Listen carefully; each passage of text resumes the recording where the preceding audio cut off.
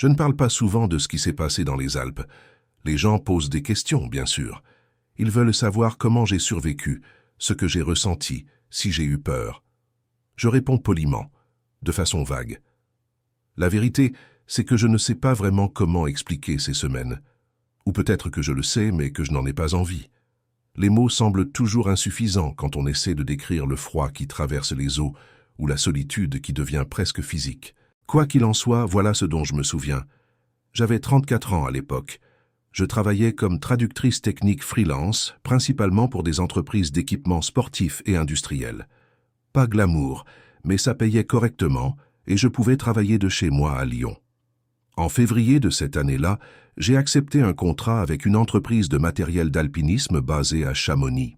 Ils avaient besoin de quelqu'un pour traduire leur nouveau manuel d'utilisation du français vers l'anglais et l'allemand. Travail simple, technique, le genre de choses que je faisais régulièrement. 2 jours sur place pour comprendre les produits, rencontrer l'équipe. Puis je rentrerai à Lyon pour terminer les traductions tranquillement. Le client avait organisé le transport. Un petit avion privé, aller-retour. C'était plus rapide que le train et il payait, alors je n'ai pas discuté. Le pilote était un homme dans la cinquantaine, le visage marqué par des années passées en altitude. Il avait l'air fatigué ce jour-là. Je l'ai remarqué quand je suis monté à bord. Ses yeux avaient cette lourdeur particulière qu'on voit chez les gens qui ne dorment pas assez. Mais je n'ai rien dit. Ce n'était pas mes affaires. Je me suis installé, j'ai attaché ma ceinture, j'ai ouvert mon ordinateur portable. J'avais du travail en retard. Le vol de retour était prévu pour 16 heures le 2e jour. Le temps s'était dégradé dans l'après-midi. Des nuages bas, un vent qui s'était levé. J'avais regardé par la fenêtre de la salle de conférence pendant la dernière réunion, me demandant si on partirait quand même. Le pilote a hésité. Je l'ai vu discuter au téléphone, consulter une tablette météo. Finalement, il a décidé qu'on pouvait y aller. Il a dit qu'on passerait entre 2 systèmes. Ça prendrait 40 minutes, pas plus. J'étais distraite. Je pensais aux traductions qui m'attendaient, aux emails que je devais envoyer. Je n'ai pas vraiment écouté ses explications sur la route que nous allions prendre. Le décollage s'est bien passé. Les 20 premières minutes aussi. J'ai continué à travailler sur mon ordinateur, relisant des notes, corrigeant des termes techniques, puis la turbulence a commencé. D'abord légère, juste assez pour me faire lever les yeux, puis plus forte. Mon café s'est renversé sur mes papiers. Le pilote a dit quelque chose dans la radio, j'ai entendu des parasites, une voix lointaine qui répondait. Le moteur a fait un bruit étrange. Je ne suis pas mécanicienne, je ne peux pas vraiment le décrire. Un toussotement, peut-être. Comme s'il s'étouffait. Il a toussé, s'est tu pendant 2 secondes qui m'ont paru interminables, puis a toussé de nouveau, plus fort.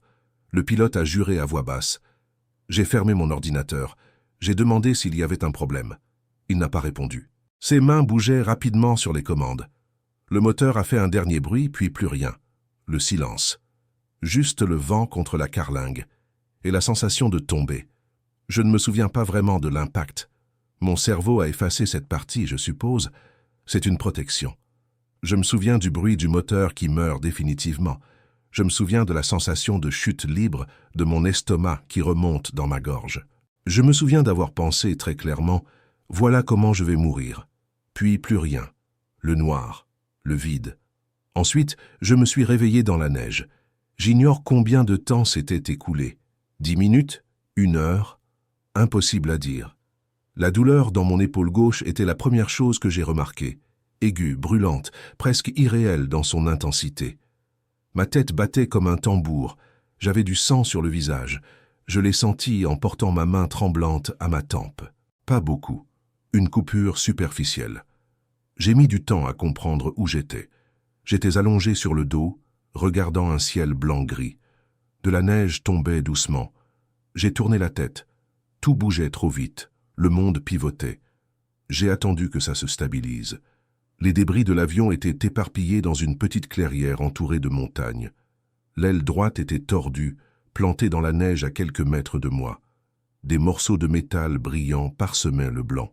Le fuselage principal était sur le côté, déchiré. Le pilote était toujours attaché à son siège, visible par l'ouverture. Sa tête penchait sur le côté, dans un angle qui ne laissait aucun doute. J'ai quand même rampé jusqu'à lui. Mes bras tremblaient. Chaque mouvement me coûtait. J'ai touché son cou, cherchant un pouls. Rien. Sa peau était déjà froide. Je me suis assise dans la neige à côté de lui et j'ai pleuré. Pas longtemps. Peut-être 2 minutes. Puis je me suis arrêté parce que pleurer ne servait à rien et que j'avais besoin de réfléchir. J'étais seul. Cette réalité a mis du temps à vraiment s'installer dans mon esprit. Seul, blessé, dans un endroit que je ne reconnaissais pas. Autour de moi, rien que des montagnes blanches, des sapins couverts de neige, et ce silence. Un silence presque solide. Le soleil était bas. J'ai essayé d'estimer l'heure. Peut-être 17 heures, 18 heures. Il me restait peu de lumière. 1 ou 2 heures tout au plus. Il fallait que je bouge, que je fasse quelque chose, mais quoi? J'ai commencé à inventorier ce qui restait utilisable. Un sac d'urgence de l'avion que j'ai trouvé coincé sous un siège. À l'intérieur, une couverture thermique argentée déchirée sur un côté mais encore utilisable. 4 barres énergétiques, une bouteille d'eau en plastique, vide, une trousse de premiers secours basique, un briquet rouge, une fusée de détresse. J'ai pris la fusée, je suis sorti de l'épave et j'ai tiré vers le ciel. La lumière rouge a illuminé l'après-midi grisâtre pendant quelques secondes. J'ai regardé autour de moi, espérant stupidement voir quelqu'un, quelque chose. Rien. Juste la montagne, et la neige et les arbres. J'ai attendu 10 minutes. Personne n'est venu. Je savais qu'ils ne viendraient pas tout de suite, mais il fallait que j'essaie. Mon téléphone portable. J'ai fouillé mes poches. Il était là, l'écran fissuré mais encore allumé. Pas de signal. Évidemment. J'ai essayé d'appeler les urgences quand même. Rien. J'ai regardé la batterie. 68%. Je l'ai éteint pour économiser. Je ne savais pas si ça servirait, mais ça me donnait l'impression de faire quelque chose d'intelligent. Mon manteau était trop léger pour cet endroit. Un blouson en laine, élégant, adapté à Lyon en février, mais ridicule ici. J'avais un jean, des bottes en cuir à talons bas, des vêtements de ville, pas des vêtements de survie. J'ai fouillé les bagages éparpillés. Le pilote avait une grosse veste doublée dans un sac. Je l'ai prise. Elle était trop grande pour moi, mais chaude. Je l'ai enfilée par-dessus la mienne. Mes mains tremblaient tellement que j'ai eu du mal à fermer la fermeture éclair. J'ai passé ce qui restait de jour à organiser un abri. J'ai traîné des coussins de siège vers la partie la plus intacte du fuselage. J'ai étendu la couverture thermique comme une sorte de mur contre le vent. Ce n'était pas grand-chose, mais c'était mieux que rien. Le soleil a disparu derrière les montagnes. Le froid est devenu quelque chose de vivant. Il s'est infiltré partout, à travers mes vêtements, mes chaussures, mes gants. J'ai mangé une demi-barre énergétique. Elle avait un goût de carton sucré. J'avais tellement faim que j'ai failli manger l'autre moitié. Je me suis forcé à la ranger. La première nuit a été au-delà de tout ce que j'avais imaginé. Le froid n'était pas juste désagréable. Il était douloureux. Physiquement douloureux. Mes os me faisaient mal. Mes dents claquaient, sans que je puisse les contrôler. J'ai serré mes genoux contre ma poitrine, enroulé dans tous les tissus que j'avais pu trouver. Je n'ai pas dormi. Pas vraiment. J'ai juste dérivé dans une sorte d'état semi-conscient, tremblant, attendant que l'aube arrive. J'écoutais les sons de la nuit, le vent dans les arbres, la neige qui tombait avec un bruit presque imperceptible, et parfois des craquements dans la forêt, des branches qui cassaient sous le poids de la neige peut-être, ou autre chose. Je ne voulais pas y penser. Quand la lumière est revenue, j'étais encore vivante. Ça m'a surprise. Je me sentais tellement fragile, tellement inadapté à cet environnement que j'avais à moitié attendu de ne pas me réveiller. Mais j'étais là. Mes membres étaient raides. Mon épaule me lançait, mais j'étais là. J'ai mangé l'autre moitié de ma barre. J'ai essayé de faire fondre de la neige dans la bouteille en plastique en la tenant contre mon corps. Ça a pris une éternité, et je n'ai obtenu qu'un fond d'eau glacée. J'ai bu quand même. Il fallait que je décide. Attendre les secours ou essayer de descendre par mes propres moyens. Le problème, c'est que je ne savais pas exactement où nous étions. Le pilote avait mentionné un changement de trajectoire à cause de la météo. Les équipes de recherche chercheraient sur notre route prévue. Elles pourraient mettre des jours à nous trouver ici, peut-être plus, et je n'avais de la nourriture que pour quelques jours. Rester semblait stupide, mais partir aussi. J'étais blessé, mal équipé, et je ne connaissais pas ces montagnes. J'ai décidé d'essayer de descendre. C'était probablement une erreur, mais rester sans rien faire me semblait pire. J'ai rassemblé ce que je pouvais porter. Le sac d'urgence, 2 barres restantes, le briquet, la bouteille. J'ai laissé le reste. J'ai commencé à marcher en milieu de matinée, visant ce qui semblait être le bas de la vallée. La neige était profonde, beaucoup plus profonde que je ne l'avais estimé depuis l'épave. J'enfonçais jusqu'aux genoux à chaque pas, parfois jusqu'aux cuisses. C'était épuisant. Chaque mètre me coûtait une énergie considérable. Après ce qui m'a paru des heures, mais n'était probablement que 40 minutes, j'avais peut-être avancé de 200 mètres. Mes jambes tremblaient. Mon souffle sortait en nuages blancs rapides. J'ai réalisé que je n'y arriverais pas. Pas comme ça. Pas dans cet état. Je suis retourné au débris. Le trajet de retour a été plus rapide, je suivais mes propres traces. Mais j'étais épuisé quand je suis arrivé. Je me suis effondré dans mon abri improvisé et j'ai pleuré de frustration. Puis j'ai arrêté de pleurer et j'ai mangé une barre entière. J'aurais dû la rationner. J'aurais dû manger un quart, peut-être un tiers. Mais j'avais tellement faim.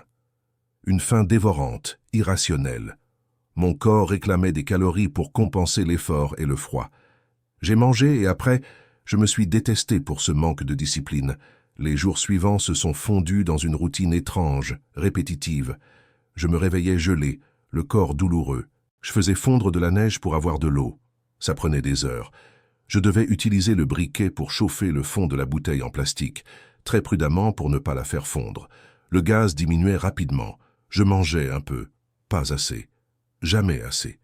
Je faisais quelques exercices légers pour maintenir ma circulation, des flexions de genoux, des mouvements de bras. Ça me donnait mal et je me sentais ridicule. Mais il fallait que je bouge. Puis je fouillais les débris, encore et encore, cherchant quelque chose que j'aurais manqué. De la nourriture, des vêtements supplémentaires, n'importe quoi. Le 3e jour, j'ai trouvé un sac de voyage du pilote dans une partie de l'épave que je n'avais pas bien inspecté. À l'intérieur, une écharpe en laine, des chaussettes épaisses et un sachet de fruits secs avec un petit paquet de cacahuètes. J'ai pleuré en les voyant, de soulagement, de gratitude absurde. Ces quelques grammes de nourriture semblaient être le trésor le plus précieux du monde. Je me suis forcé à ne manger que quelques fruits secs. Je les ai mâchés lentement, essayant de faire durer. J'ai rangé le reste avec un soin presque religieux. La solitude commençait à peser, plus lourd que le froid, plus lourd que la faim. J'essayais de parler à voix haute pour maintenir mon esprit actif, pour ne pas sombrer dans le silence total. Je me racontais ce que je faisais. Maintenant, je vais faire fondre de la neige. Maintenant, je vais manger 3 fruits secs. Maintenant, je vais faire des exercices. Ma voix sonnait bizarre dans tout ce silence. Trop forte, fausse, comme si elle n'appartenait pas à cet endroit. J'ai arrêté assez vite. Le silence semblait plus naturel que ma propre voix. Le 4e jour ressemblait au 3e. Le 5e aussi. Vers le 6e jour, j'ai commencé à remarquer des changements dans ma façon de penser. Mes pensées ralentissaient. Elles devenaient visqueuses, difficiles à saisir. J'oubliais ce que j'étais en train de faire au milieu de tâches simples. Je tenais la bouteille, fixant la neige dedans, incapable de me rappeler pourquoi. Puis ça me revenait. Faire fondre, pour boire. Il fallait boire. Je reconnaissais ces signes. Hypothermie légère, déshydratation, malnutrition. Mon corps commençait à s'éteindre par morceaux. Il fallait que je sorte d'ici. Mais comment?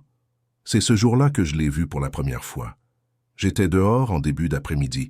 J'essayais d'utiliser la couverture thermique comme signal, l'agitant au-dessus de ma tête, même si je ne voyais aucun avion, aucun hélicoptère. Juste le ciel vide. J'ai baissé les bras, fatigué.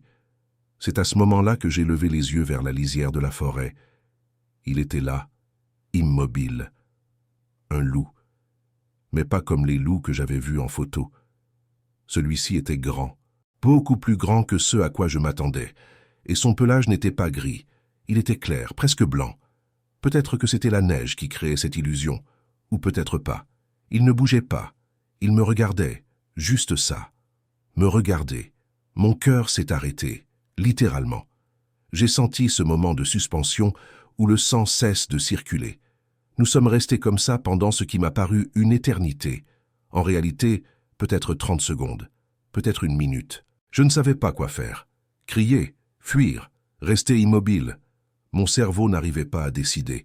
Puis, sans hâte, Comme s'il avait vu ce qu'il voulait voir, le loup a tourné et disparu entre les arbres, silencieux, comme un fantôme. J'ai couru vers les débris, maladroitement trébuchant dans la neige. Je me suis enfermé dans mon abri. Mon cœur battait tellement fort que j'entendais le sang dans mes oreilles. Les loups n'attaquent pas les humains. J'en étais presque sûr. J'avais lu ça quelque part. Ils ont peur des gens, ils évitent le contact. Mais ce loup ne semblait pas avoir peur. Et les loups n'étaient pas censés être si grands, si blancs, si silencieux.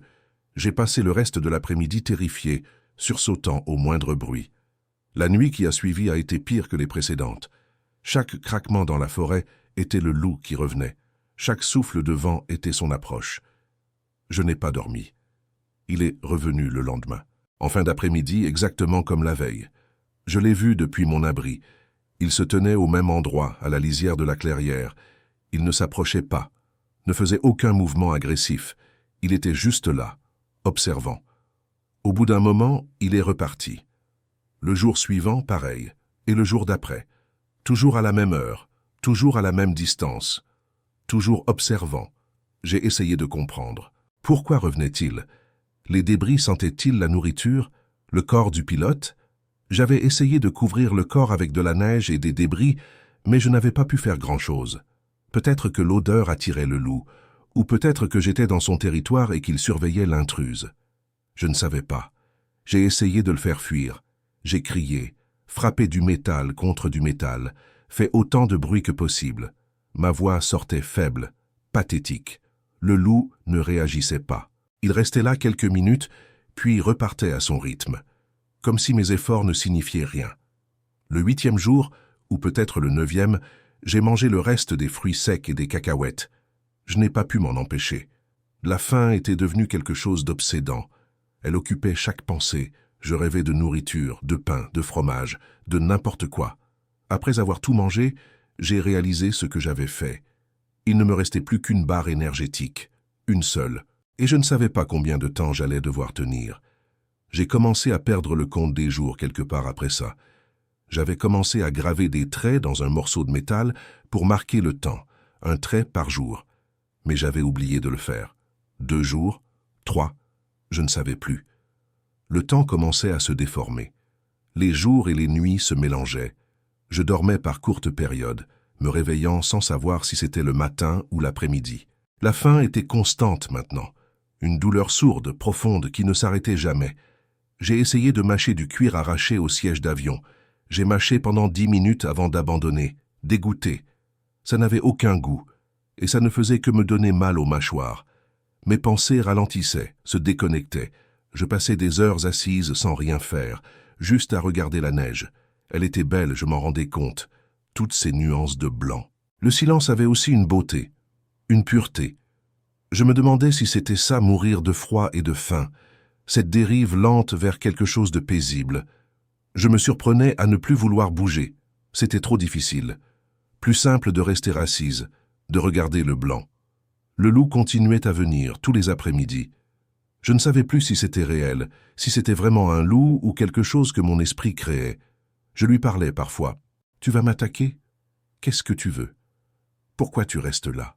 Pas de réponse, évidemment. Je riais après. Un rire qui sortait étrange, cassé. Puis je m'arrêtais, parce que le son me faisait peur. Je réalisais que je perdais le contrôle, que ma raison glissait.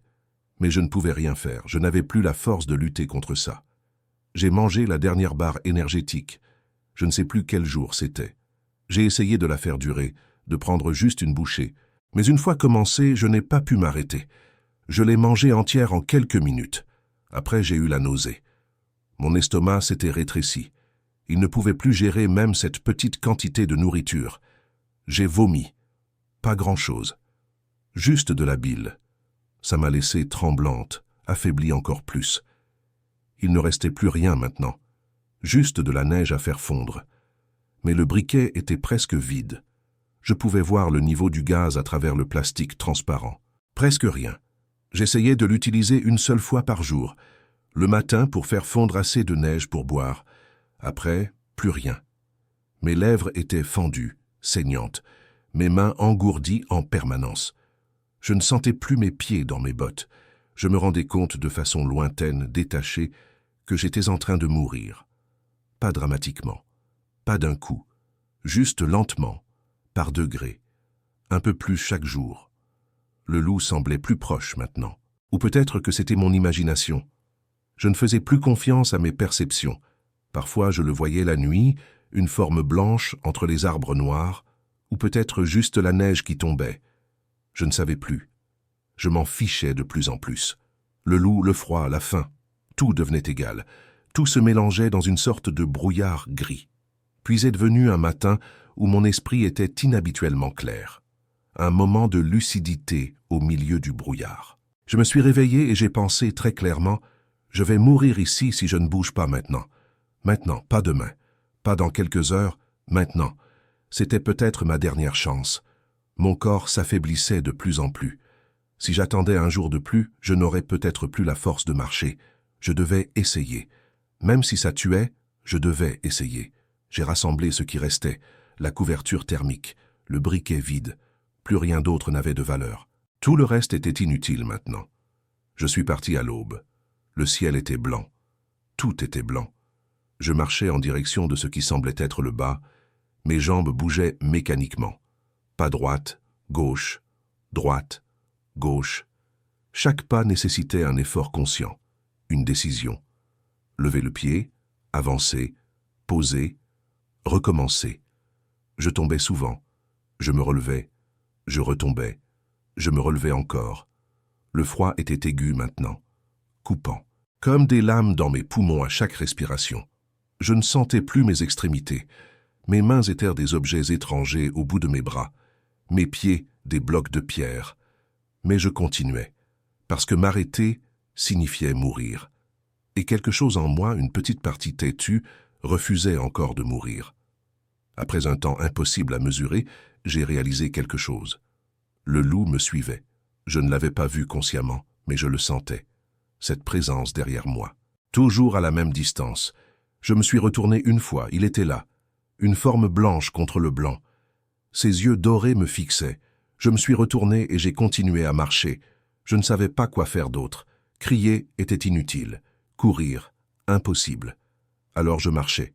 Et il suivait. Je suis tombé encore. Cette fois, je n'ai pas pu me relever.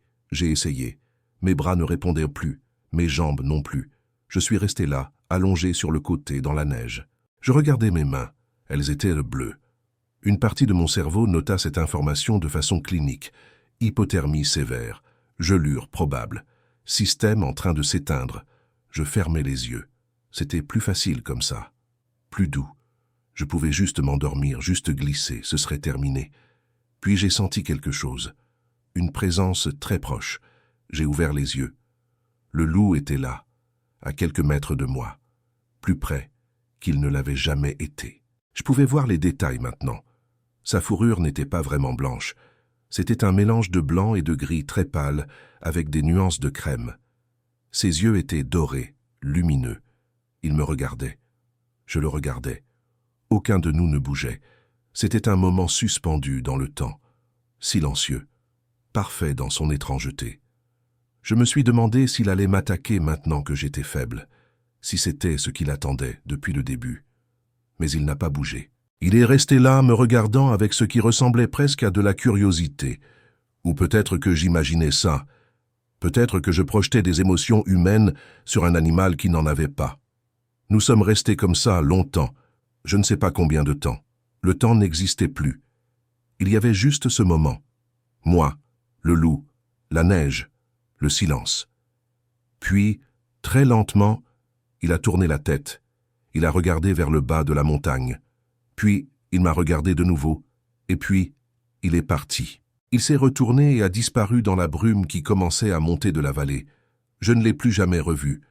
Son départ m'a fait quelque chose. Je ne sais pas expliquer quoi, mais quelque chose s'est brisé en moi. Ou peut-être s'est réparé. J'ai trouvé la force de me relever, ou plutôt j'ai trouvé la volonté. La force n'était pas vraiment là, mais la volonté suffisait. Je me suis relevé. J'ai continué à descendre. Une marche à la fois. Tomber. Se relever. Tomber. Se relever. C'est devenu une méditation. Un mantra. Tomber. Se relever. Je ne me souviens pas clairement de ce qui s'est passé ensuite. Des fragments, des images, des voix qui criaient, des mains qui me touchaient, des lumières fortes, une civière, un hélicoptère peut-être, ou une ambulance, de la chaleur, une chaleur douloureuse qui brûlait ma peau gelée, quelqu'un qui parlait, qui posait des questions. Je ne pouvais pas répondre, ma bouche ne formait pas les mots. Puis le noir à nouveau. Je me suis réveillé à l'hôpital. Combien de temps après, je ne sais pas. Des jours peut-être. On m'a dit que j'avais été trouvé par une équipe de recherche à mi-chemin d'un village de montagne. Presque inconsciente. Hypothermie sévère. Déshydratation critique. J'avais perdu près de 10 kilos. Mon épaule était infectée. Mes mains et mes pieds avaient des gelures, mais pas assez graves pour nécessiter une amputation. J'ai eu de la chance, il disait. Beaucoup de chance. La récupération physique a pris 3 mois. L'hôpital d'abord, puis la rééducation. Réapprendre à marcher normalement, regagner du poids, soigner l'infection, guérir les gelures. Mon corps récupérait lentement, mais quelque chose d'autre ne récupérait pas. Quelque chose à l'intérieur. On m'a posé beaucoup de questions. Comment avais-je survécu? Qu'avais-je mangé? Avais-je vu des animaux? J'ai répondu machinalement. Oui, j'avais vu un loup. Ils ont hoché la tête. C'était rare mais possible, ils disaient. Les loups évitaient généralement les humains. J'avais eu de la chance qu'ils ne m'attaquent pas. Encore cette phrase. De la chance. Je n'ai pas dit ce que je pensais vraiment. Que peut-être le loup n'avait jamais voulu m'attaquer. Que peut-être il faisait autre chose. Que peut-être je ne comprendrais jamais quoi. Il n'aurait pas compris. Dans les mois qui ont suivi, j'ai essayé de retourner à ma vie d'avant. Ça n'a pas marché. Je ne pouvais plus me concentrer sur les traductions techniques. Les mots glissaient sur la page. Mon esprit dérivait constamment. Je pensais à la montagne, au silence, au froid, au loup. J'ai arrêté d'accepter des contrats. J'ai vécu sur mes économies. Je restais chez moi la plupart du temps. Je ne sortais que quand c'était nécessaire. Les gens me faisaient peur maintenant. Leur bruit, leur agitation, leur chaleur. Je ne pouvais plus regarder des images des Alpes. Quand elles apparaissaient à la télévision, je changeais de chaîne. Quand des amis parlèrent de vacances au ski, je trouvais une excuse pour partir. Je ne racontais pas ce qui s'était passé. Pas vraiment. Juste les faits basiques, l'accident, le sauvetage. Les gens voulaient en savoir plus. Je ne donnais rien de plus. C'était privé. C'était à moi. Je ne voulais pas le partager. La nuit, je me réveillais souvent avec la sensation d'être observé. Je me levais, j'allais à la fenêtre, je regardais dehors. Il n'y avait jamais rien, juste la rue, les voitures, les lumières de la ville. Mais la sensation persistait. Cette certitude qu'il y avait quelque chose là, dans l'obscurité, qui me regardait. Je savais que c'était irrationnel. Le loup était resté dans les Alpes, il n'était pas venu me suivre à Lyon. Mais mon corps ne comprenait pas ça. Mon corps se souvenait de cette présence, et il continuait à la chercher. Maintenant, 2 ans après, je fonctionne à peu près. J'ai trouvé un travail dans une librairie, quelque chose de simple qui ne demande pas trop de concentration. Je vis seul. Je ne sors pas beaucoup. Les gens disent que je suis devenue distante, fermée. Peut-être. Je ne sais pas comment expliquer que je ne suis plus la personne qu'ils ont connue. Cette personne est morte sur la montagne. Celle qui est revenue est quelqu'un d'autre. Quelqu'un qui porte le silence et le froid en elle. Quelqu'un qui a regardé un loup blanc dans les yeux et compris quelque chose qu'elle ne peut pas mettre en mots. Je ne parle pas du loup avec les gens. Ils ne comprendraient pas. Ils penseraient que c'était juste un animal. Un prédateur qui m'a observé et a décidé que je n'étais pas une proie intéressante. Peut-être que c'est vrai. Peut-être que toute autre interprétation n'est que mon esprit qui cherche du sens là où il n'y en a pas. Mais je ne pense pas ça. Je pense que c'était autre chose. Une présence, un témoin. Quelque chose qui m'a accompagné pendant les jours les plus sombres et qui, à la fin, m'a montré le chemin. Ou peut-être juste coïncidence. Je ne sais pas. Je ne saurai jamais. Ce que je sais, c'est qu'une partie de moi est restée là-haut, dans cette clairière blanche, dans ce silence qui pèse plus lourd que le bruit, dans ce froid qui traverse les eaux. Je ne la récupérerai jamais. Je le sais, je l'accepte, sans amertume, sans regret. C'est juste un fait. Comme le fait que le soleil se lève chaque matin, ou que la neige tombe en hiver. Certaines choses changent les gens de façon permanente. Les Alpes m'ont changé. Le loup m'a changé, le silence m'a changé. Je ne retournerai jamais là-haut, pas par peur, juste par reconnaissance que certains endroits marquent trop profondément pour qu'on puisse y retourner. C'est mon lieu maintenant, mon lieu de transformation, mon lieu de perte et de survie. Il reste là-bas, et je reste ici, séparé par la distance mais lié par la mémoire. Parfois, tard le soir, quand la ville dort et que tout est silencieux, je pense au loup. Je me demande s'il est toujours là, s'il erre encore dans ces montagnes blanches, s'il se souvient de la femme qu'il a observée. Probablement pas. Pour lui, j'étais juste une intrusion temporaire dans son territoire, une curiosité, rien de plus. Il a continué sa vie, chassant, survivant, existant dans ce monde blanc et froid qui est le sien. Et moi, j'ai continué la mienne, différente, diminuée, mais vivante. Voilà ce qui s'est passé dans les Alpes, voilà ce dont je me souviens. Ce n'est pas une histoire de courage, ce n'est pas une histoire de triomphe, c'est juste l'histoire de ce qui arrive quand tout s'effondre, quand on se retrouve face à ses limites. J'ai trouvé les miennes. Elles étaient plus proches que je ne le pensais. Et maintenant je vis avec cette connaissance, cette certitude que je suis fragile, que la civilisation n'est qu'une couche fine, qu'en dessous, il y a juste le froid et la faim et le silence, et que parfois, dans ce silence, quelque chose nous regarde, quelque chose de blanc et de sauvage et d'impossible à comprendre, et qu'on ne revient jamais tout à fait de cette rencontre.